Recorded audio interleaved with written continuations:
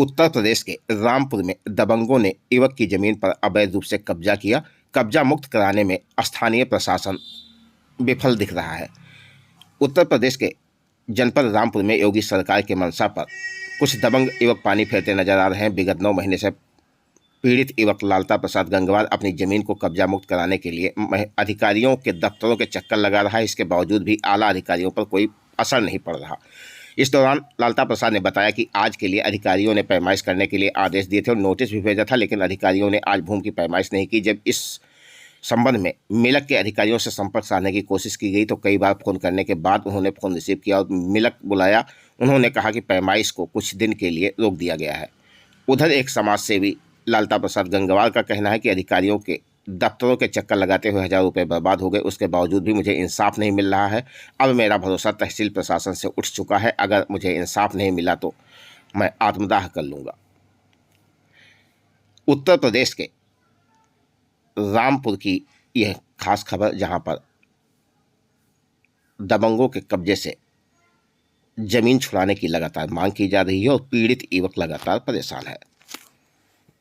जी, क्या समस्या है आपको? समस्या ये है कि मेरी ज़मीन को लेकर पिछले 9 महीने से मैं दर बदर की ठोकर खा रहा हूँ।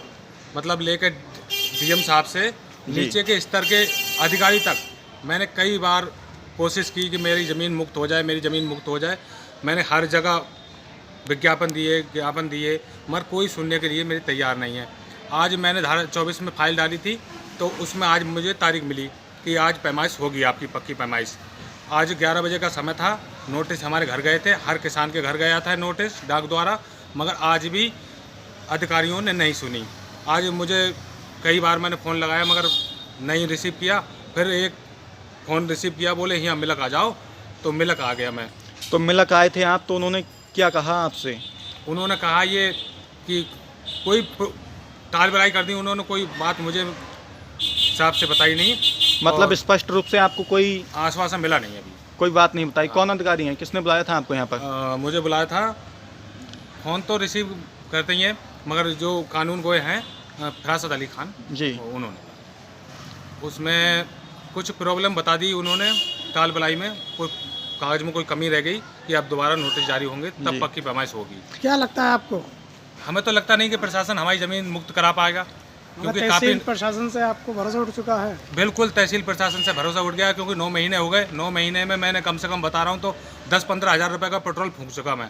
आपकी कितनी ज़मीन पर अवैध कब्जा है? लगभग मेरी 12 बीघा ज़मीन है। 12 बीघा से कम हो या ज़्यादा हो, 12 बीघा की लपेट में है। ये कहाँ पर है? नदी के किनारे है या नदी से थोड़ी सी ऊपर है? नदी के किनारे समझ लो जी, नदी के किनारे पे ही है। और वो अवैध खनन भी कर रहे हैं, बहुत अवैध खनन कर रहे हैं। हम यहाँ कहते हैं कि अवैध खनन कर रहे हैं तो ये कहते हैं कि आप जानो।